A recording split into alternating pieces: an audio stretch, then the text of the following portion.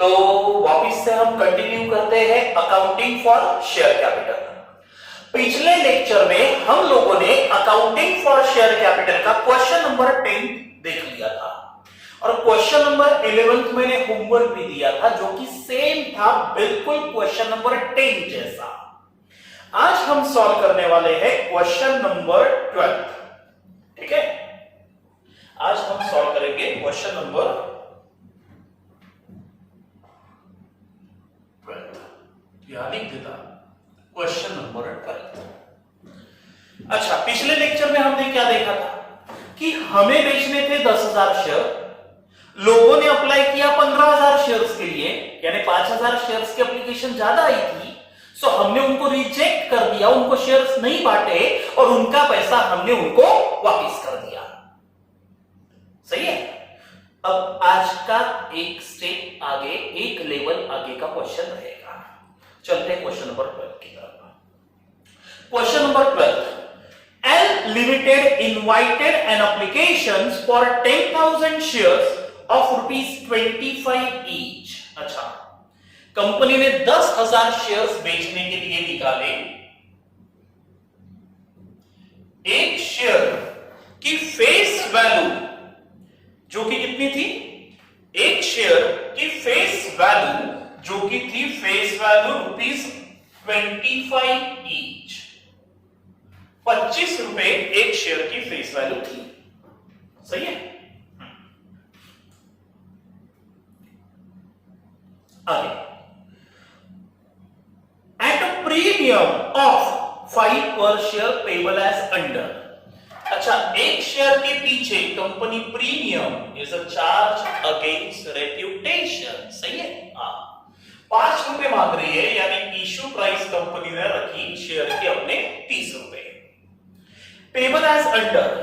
अच्छा, कंपनी का बोलना है at the time of making application 5 रुपए भरी है, जब आपके नाम से शेयर्स का अलॉटमेंट होगा तो 12 रुपए भरिए। अच्छा, 12 रुपए के साथ बाजू में कुछ लिखा है इंक्लूडिंग प्रीमियम। 5 रुपए का जो प्रीमियम है वो इसके साथ मंगवाया गया, तो मैं कहूंगा 7 रुपए फेस वैल्यू का पार्ट था और 5 रुपए प्रीमियम का पोर्शन था। ऐसे कुल मिला के 12 रुपए मंगाने में आए। अच्छा, फर्स्ट कॉल के समय 4 रुपए और सेकेंड कॉल के समय भी 4 रुपए। देखो बड़ा टोटल मार के 12 प्लस 4 प्लस 4 8 प्लस 20 प्लस 5 25। ऐसे 25 रुपए कंपनी ने कितने इंस्टॉलमेंट में भरने के लिए बोला जनता से? 4 इंस्टॉलमेंट में, application allotment, first call, second call. ठीक है। अब सबसे पहले कंपनी ने प्रोस्पेक्टस इशू किया, लोगों को इनवाइट किया कि आप हमारे कंपनी के शेयर्स खरीदने के लिए अप्लाई करिए। डिटेल्स प्रोस्पेक्टस में बता दिया, हम आपसे पैसा लेके क्या करने वाले हैं, कितने रुपए वाला एक शेयर है, कितने रुपए में बेच रहे हैं, ऐसे कितने नंबर ऑफ शेयर्स बेच रहे हैं, कितना पैसा मार्केट से उठाएंगे, कहां पे लगाएंगे, कितना कमाएंगे, क्या एक्सपेक्टेशन है, ये सब कुछ बता दिया। अब पब्लिक क्या करेगी? प्रोस्पेक्टस में ये सारे डिटेल्स पढ़ने के बाद शेयर्स को खरीदने के लिए अप्लाई करेगी। तो ऐसे कितने एप्लीकेशंस जनता से मिले? देखो बड़ा क्वेश्चन नंबर 12 में क्या लिखा है? An applications were received for 15,000 shares. अच्छा, ऐसे 15,000 शेयरों की एप्लीकेशन जनता से मिली और कंपनी ने क्या बोला था? अप्लाई करते समय कितने रुपए भरिए प्रति शेयर? 5 रुपए प्रति शेयर, यानी 75,000 रुपीज मिले। 75,000 रुपए कंपनी को प्राप्त हुए। अच्छा, 75,000 रुपीज कंपनी को एप्लीकेशन मनी मिला, तो पैसा मिलने की पहली एंट्री आती ना, ये देखो एप्लीकेशन के समय 2 एंट्रियां मैंने लिख के रखा है ऑलरेडी। पहला पैसा मिलने की, दूसरा पैसा converted transfer to share capital की। तो पहले पैसा मिलने की एंट्री, ये जर्नल एंट्री का फॉर्मेट मैंने ऑलरेडी ड्रॉ करके रखा हुआ है, मेरा पिछले क्वेश्चन का ही पढ़ा था, सो ऑलरेडी पढ़ा हुआ है। तो ऐसा ही जर्नल एंट्री का फॉर्मेट सबसे पहले तो आप भी ड्रॉ करके रख दीजिए। मैं लगे तो 2 मिनट रुकूंगा, ड्रॉ करिए ऐसा।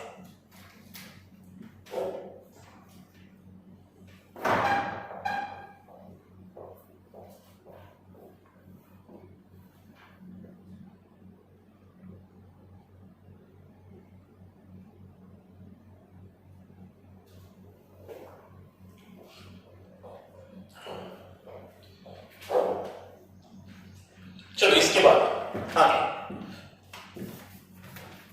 तो कंपनी को ऐसे 15,000 शेयर्स के लिए एप्लीकेशन मिली, जबकि बेचने थे सिर्फ 10,000 शेयर्स। लोगों से एप्लीकेशन कितनी मिली? 15,000 शेयर्स के लिए। कितने के भाव से पैसा भरा लोगों ने? 5 रुपए प्रति शेयर। तो ऐसे लोगों से 75,000 रुपए मिल गए। तो 75,000 रुपीज मिले तो मिलेंगे किसको? कंपनी के बैंकर को। तो bank is the receiver, should be debited. तो बैंक अकाउंट को मैंने मारा 75,000 से डेबिट। अच्छा, bank is the receiver, should be debited. Who is the giver? Applicants. Applicants बोले तो रमेश, गणेश, सुरेश, इन सबका नाम लिखना प्रैक्टिकली पॉसिबल नहीं है, इसलिए हमने एक रिप्रेजेंटेटिव पर्सनल अकाउंट खोला उसी इंस्टॉलमेंट के नाम से, that is called as share application account credited. Share application account credited. कितने रुपए के गिवर थे एप्लीकेंट्स? 75,000 रुपीज।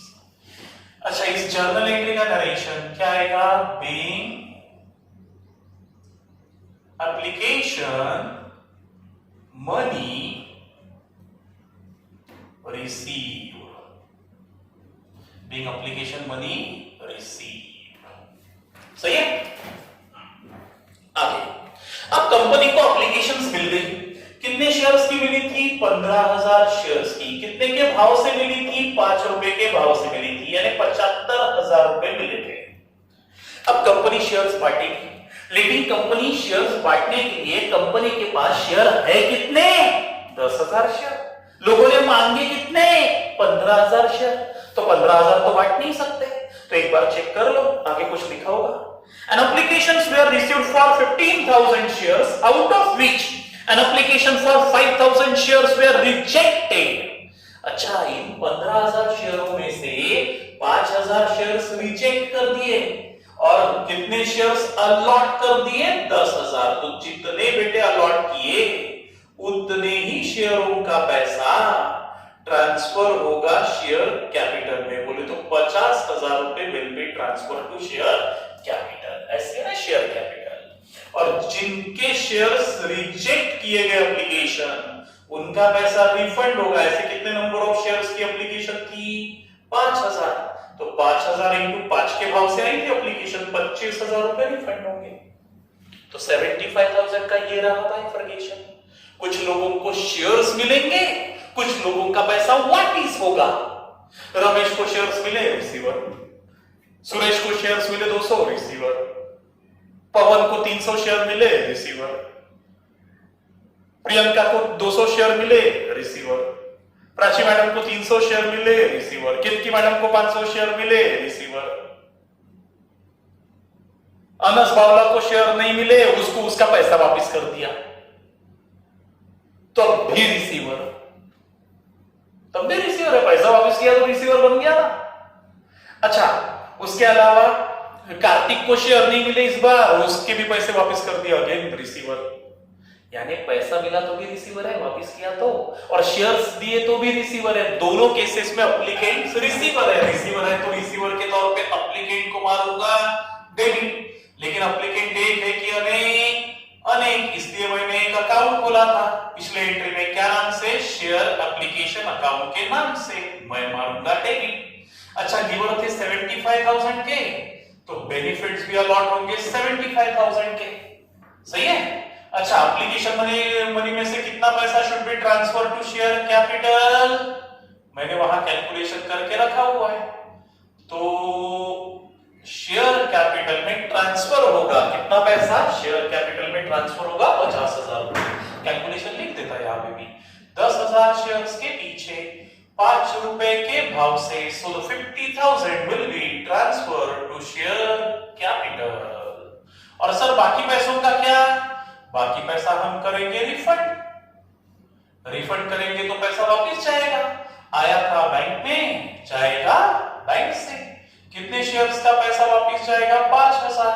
कितने के भाव से? 5 रुपए के भाव से। सो 25,000 रुपए शुड बी रिफंडेड। सही है? वापस। अच्छा, कुछ लोगों को शेयर दे दिए, कुछ लोगों को पैसा दे दिया। एप्लीकेंट्स रिसीवर होंगे, सो एप्लीकेंट्स को डेबिट, कैपिटल को क्रेडिट। बैंक से पैसा वापस गया, इसलिए बैंक को क्रेडिट। डायरेक्शन आएगा Bing.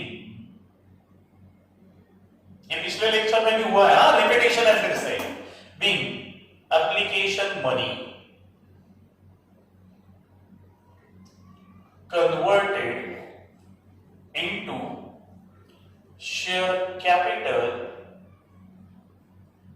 and excess application money refunded. Excess application money refunded पूरा लिख सकते हैं, excess application money of 5000 shares refunded। सही है। चलो अब पहले इंस्टॉलमेंट जिसका नाम था एप्लीकेशन, उसकी दो एंट्रियां हो गई, एप्लीकेशन का पैसा मिलने की, ट्रांसफर टू शेयर कैपिटल की। ठीक है। अब सारे इंस्टॉलमेंट के समय उल्टा होता है, मैंने बताया था। पहले पैसा रिसीवेबल की एंट्री, बाद में रिसीव की एंट्री। सर ऐसा क्यों, ये भी बताया था। क्योंकि अब मुझे पता चल गया who are the share holders. कौन है बना शेयर होल्डर, रमेश बना है, गणेश बना है, हर्षिता बनी है, पवन बना है, ये सारे शेयर होल्डर्स बन चुके हैं, मुझे अभी पता चल गया। सो मैं हक से बोलूंगा ना, ए शेयर होल्डर तुमसे पैसा रिसीवेबल है, ऐसा मैं हक से बोलूंगा। सो दैट्स व्हाई मैं पहली एंट्री लूंगा कि शेयर इंस्टॉलमेंट का पैसा रिसीवेबल, और दूसरी एंट्री लूंगा इंस्टॉलमेंट का पैसा रिसीव। सही है। तो 2 महीने बाद फिर से मेरे कंपनी के डायरेक्टर्स मिलेंगे और क्या बोलेंगे, दूसरा माला चढ़ाना है, दूसरे इंस्टॉलमेंट का पैसा मंगवाइए जिसका नाम है अलॉटमेंट मनी। तो जिस दिन इन्होंने तय किया कि अलॉटमेंट का पैसा मंगवाना है, उसी दिन चार्टर्ड अकाउंटेंट कंपनी का एंट्री मारेगा, डेबिट द पर्सन फ्रॉम हुम allotment money is receivable. Sir कौन है वो पर्सन, शेयर होल्डर। लेकिन शेयर होल्डर तो बहुत सारे हैं, इसलिए सबका नाम नहीं लिख सकते। सो मैंने क्या नाम इस्तेमाल किया, शेयर अलॉटमेंट अकाउंट डेबिटेड, जिनसे पैसा रिसीवेबल है। शेयर अलॉटमेंट यानी शेयर होल्डर को रिप्रेजेंट कर रहा है। तो शेयर होल्डर मेरे से पैसा रिसीवेबल है, कितने शेयर्स के पीछे, 10,000। हमने तो 10,000 ही बेचने थे ना, एप्लीकेशन 15 किया, 5 को भगाया ना अपन ने। हाँ तो हमारे 10,000 ही शेयर होल्डर बन चुके हैं शेयर्स के। हाँ तो 10,000 शेयर्स के पीछे सर कितने के भाव से, 12 रुपए के भाव से अलॉटमेंट मनी। तो 12 रुपए के भाव से सर कितने रुपए रिसीवेबल है, तो 12 into 10,000, 1,20,000 शेयर होल्डर से रिसीवेबल है, रुपीस रिसीवेबल है। अच्छा जिस दिन रिसीवेबल बताया उसी दिन the allotment money should be transfer to share capital. तो उसी दिन मैं मारूंगा शेयर कैपिटल अकाउंट को क्रेडिट, उसी दिन मारूंगा, भले मेरे हाथों में अब तक के पैसा आया नहीं है। सर कितने शेयर्स का पैसा कैपिटल में कन्वर्ट होगा, 10,000। सर कितने रुपए, हाँ तो भूलना मत, 12 रुपए में कॉम्बिनेशन है, 12 रुपए पूरे फेस वैल्यू के नहीं है, 7 रुपए फेस वैल्यू के है और बाकी 5 रुपए प्रीमियम के है। और मैंने बताया था कि शेयर कैपिटल को ऑलवेज फेस वैल्यू का ही क्रेडिट जाएगा।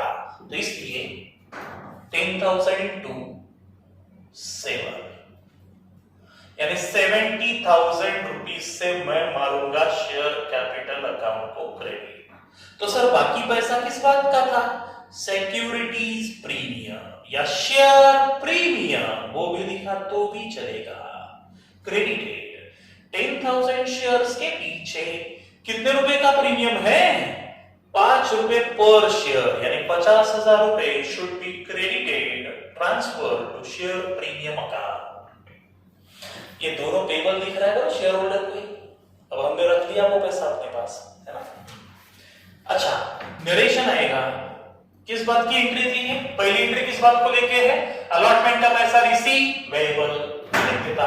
बीइंग एकदम सिंपल है, बीइंग चिपका देने का, being allotment money receivable, being allotment money receive, being first call money receivable, being first call money receive, being second call money receivable, being second call money receive.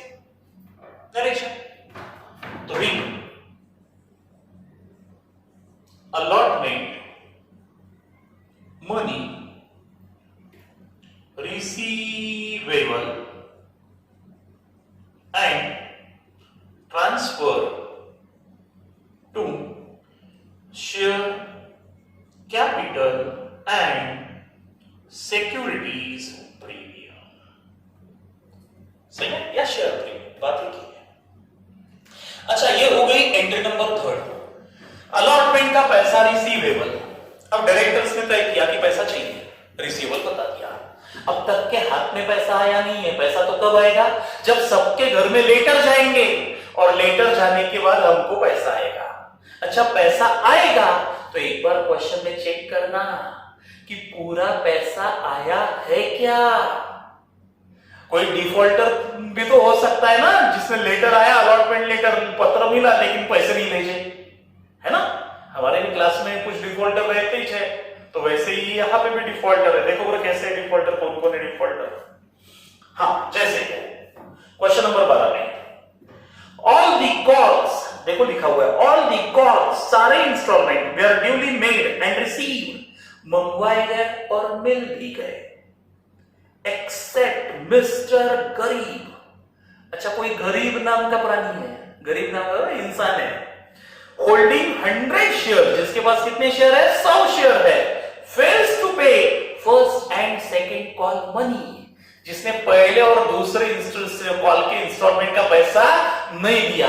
अच्छा, mention क्या है? Mister गरीब ने first and second call का पैसा नहीं दिया, first and second call का। इसका मतलब मैं क्या निकालू? एप्लीकेशन का तो पैसा मिला ही था, अलॉटमेंट का भी उससे पूरा मिल गया।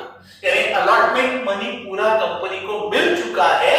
अलॉटमेंट के समय कोई भी डिफॉल्टर नहीं था। सही है? तो इसलिए पैसा रिसीवेबल की एंट्री अब आएगी पैसा रिसीव्ड की एंट्री। तो एंट्री नंबर 4 यहां लिखता। अच्छा, पैसा मिलेगा, मिलेगा तो मिलेगा किसको रे? बैंक को। Who is the receiver? Bank. तो बैंक अकाउंट को मैं मारूंगा डेबिट। अच्छा, कितना पैसा रिसीवेबल था जो रिसीव्ड होना चाहिए? 1,20,000।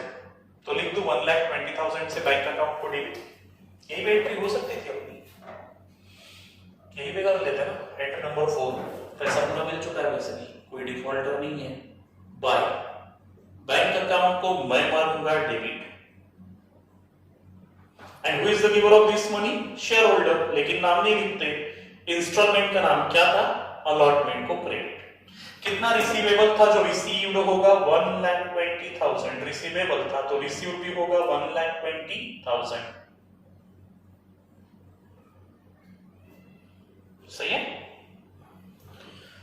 नरेशन आएगा बीइंग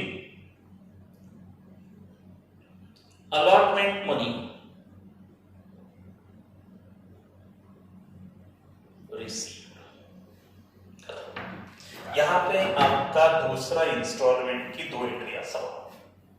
अब शुरू होता है इंस्टॉलमेंट नंबर 3, जिसका नाम है फर्स्ट कॉल। Entry number 5। फिर से कंपनी के डायरेक्टर्स 2 महीने बाद मिलेंगे।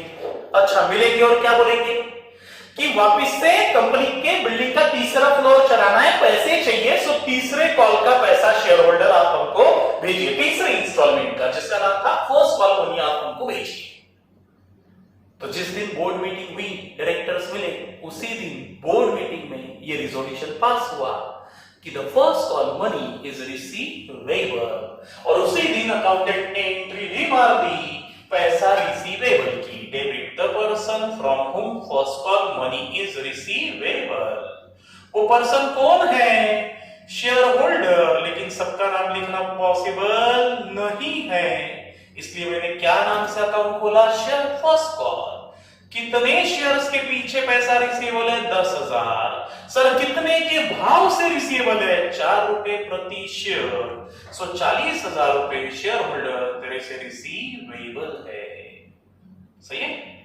अच्छा, receivable and immediately converted into share capital, तो उसी दिन मैं शेयर कैपिटल अकाउंट को मारूंगा क्रेडिट, भले ही मेरे हाथों में पैसे आए हुए नहीं है। सर, कितने रुपए का क्रेडिट? 40,000 रुपए से मैं मारूंगा क्रेडिट। नरेशन आएगा being first call money receivable and transfer to share capital. सही है। अब सारे शेयर होल्डर के घर पे हम लेटर भेजेंगे। लेटर भेजेंगे तो हमारे पास पैसा आएगा। पैसा आएगा, आएगा तो मिलेगा किसको? बैंक को। तो बैंक अकाउंट को मैं मारूंगा डेबिट। पहली एंट्री पैसा रिसीवेबल की, दूसरी एंट्री पैसा रिसीव्ड की। पैसा रिसीव्ड हुआ तो मिला किसको? बैंक को। तो बैंक अकाउंट को मैं मारूंगा डेबिट। सही है। सर कितना पैसा रिसीवेबल था जो रिसीव्ड होना चाहिए? 40,000 रिसीवेबल था तो रिसीव्ड भी कितना होना चाहिए? 40,000। लेकिन सर 40,000 पूरे मिले क्या? नहीं मिले, डिफॉल्टर है। डिफॉल्टर का नाम है मिस्टर गरीब, जो कितने शेयर का मालिक था? 100 शेयर का। उसने एप्लीकेशन का पैसा भर दिया, अलॉटमेंट का भी पैसा भर दिया, लेकिन फर्स्ट कॉल का पैसा उसने भरा नहीं है, ऐसा क्वेश्चन में लिखा है। तो सर इस एंट्री नंबर 5 में क्यों नहीं लिखा?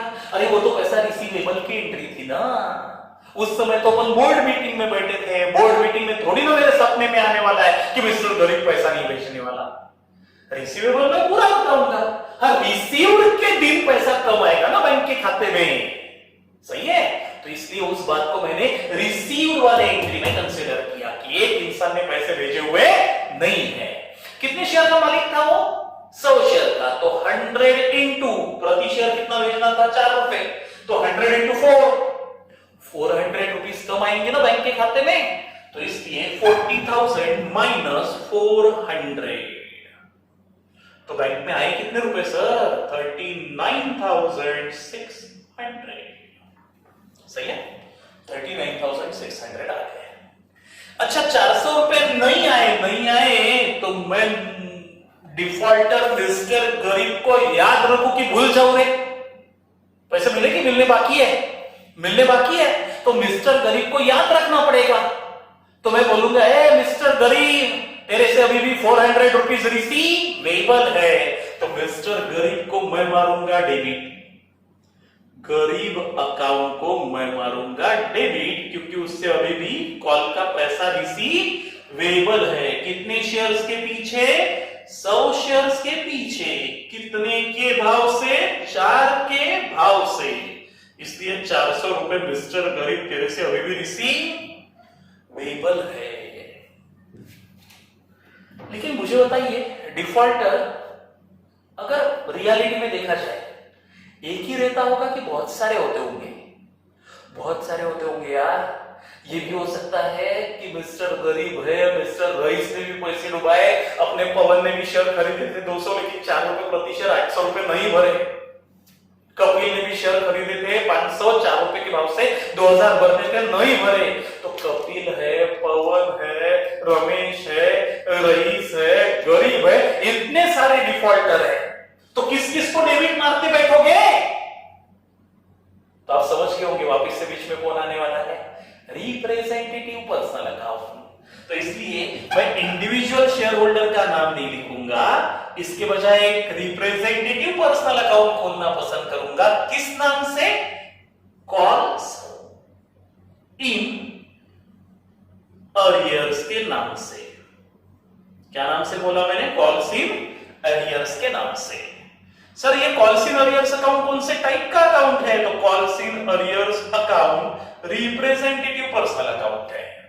सर वो किसको रिप्रेजेंट कर रहा है? Share holders, defaulter share holder को, जो बता रहा है कि ये डिफॉल्टर तेरे से अभी भी 400 रुपए रिसीवेबल है।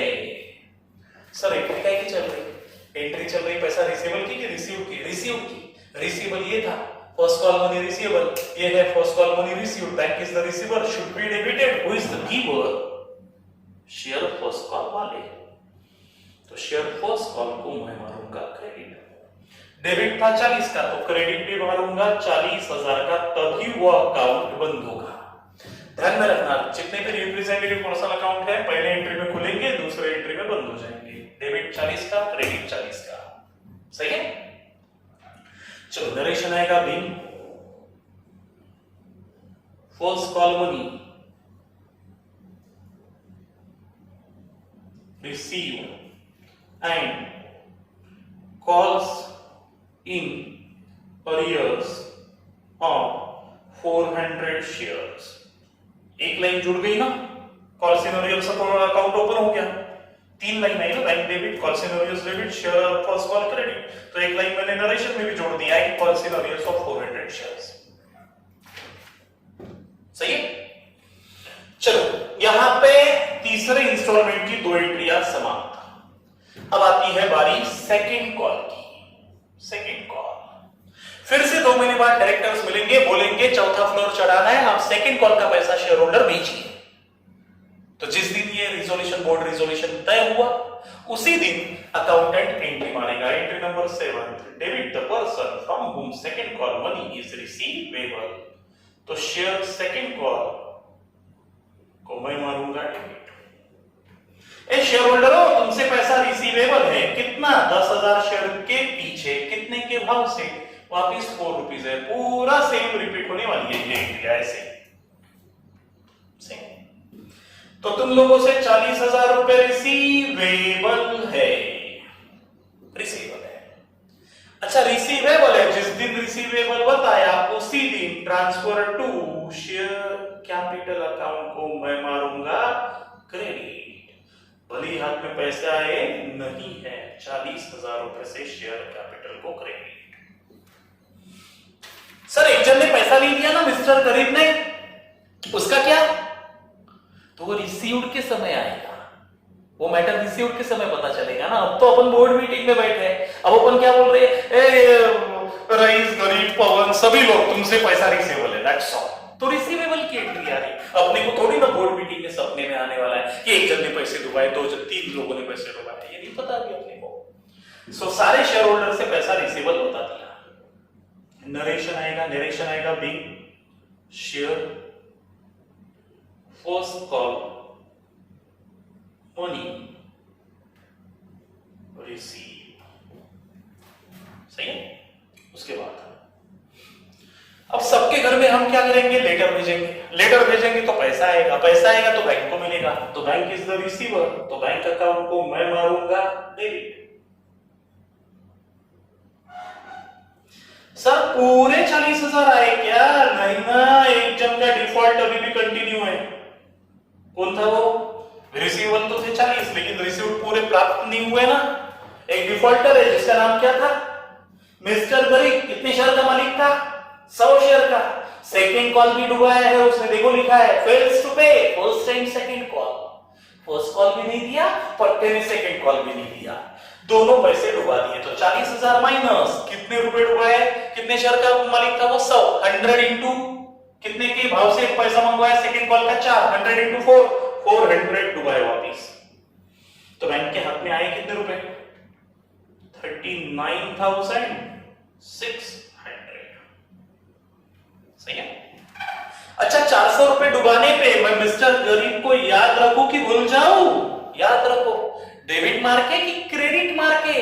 डेबिट मार्के, क्योंकि उससे अभी भी पैसा रिसीवेबल है। पर्सनल अकाउंट का रूल कहता है उस इंसान को डेबिट मार्के रिकॉर्ड कर जिससे पैसा रिसीवेबल है।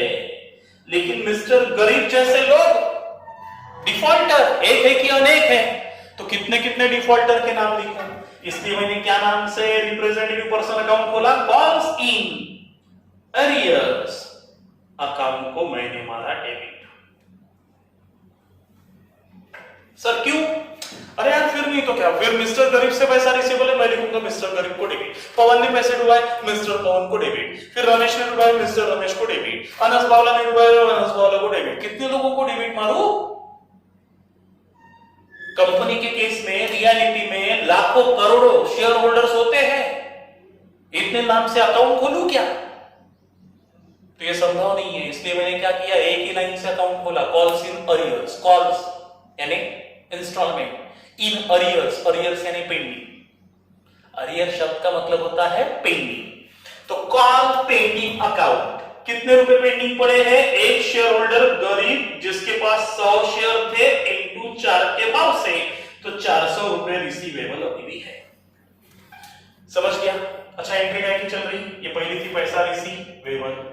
Being share first call money, नहीं ये रिसीव नहीं था, ये था रिसीवेबल। सॉरी मेरी गलती हो गई, receivable. And transfer to share capital. सही है, हाँ। अच्छा, ये रिसीवेबल की थी और ये एंट्री है रिसीव्ड की। Who is the receiver? Bank. तो बैंक को debit. Who is the giver? Share second call वाले। तो शेयर सेकंड कॉल को मारूंगा क्रेडिट।